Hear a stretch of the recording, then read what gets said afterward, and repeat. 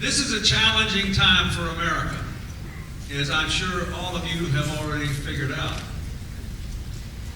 We have an uncertain and unstable situation here at home. You saw unemployment rate just went up. The first 3 days of this year were the worst 3 opening days for the stock market since 1932. We have this subprime mortgage crisis. You had 10 times as many home foreclosures in New Hampshire last year as you did the year before.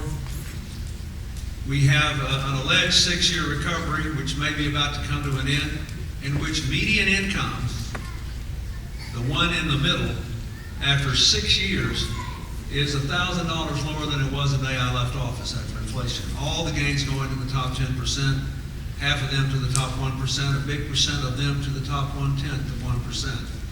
Healthcare premiums have virtually doubled. More people are losing their health insurance. Cost of a college education being priced out of reach. And I think I should say, since I'm at this high school, this is a communities and school high school, a model of educational excellence that works. The direct antithesis of that leave no child behind law, which needs to be radically changed.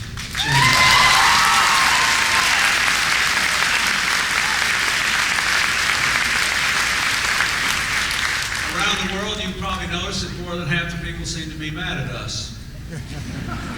Partly because of our policies in Iraq, and we need to terminate our military involvement there as quickly as we can and bring ourselves into because in so many ways we seem to be saying for the last 7 years to the rest of the world, it's our way or the highway. We withdrew from the international agreement on global warming, a terrible mistake. We withdrew from the international agreement on the comprehensive nuclear test ban treaty, a big mistake. We withdrew generally from the effort to control the spread of nuclear weapons and spent most of the last 7 years trying to develop 2 new nuclear weapons. We demanded to be the only country in the world exempted from the International Criminal Court on war crimes. We even renounced for most of the last 7 years our obligations under the Geneva Convention on Human Rights, when the major military leaders of this country were imploring us to reaffirm our Geneva obligations so that our own men and women in uniform would be properly treated should they ever fall captive. So, here we are. We need to make a new beginning. And you have to decide who would be the best president.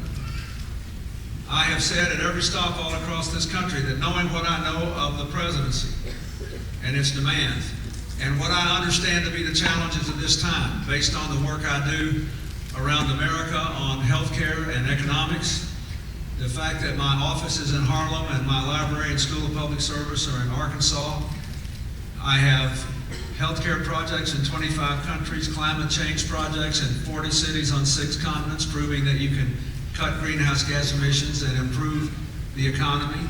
And we sell the world's least expensive, high-quality AIDS medicine in 71 countries. 800,000 people are staying alive on that medicine. I get around the world. And based on what I believe are the major challenges facing us and what I know of the presidency, if I had never been married to Hillary and she wanted me here today, I would be here in a heartbeat because she's the best candidate for president I've had a chance to vote for in my lifetime.